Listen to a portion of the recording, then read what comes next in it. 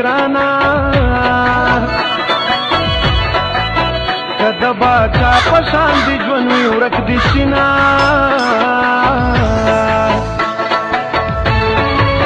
ته مسافر شوي خوار و زار شوي ګرانا زه د بېلتون د لاسه اوچا دړه شومه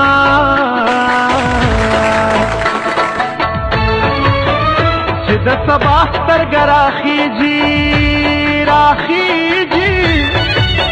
ما په پنډو کې د سفر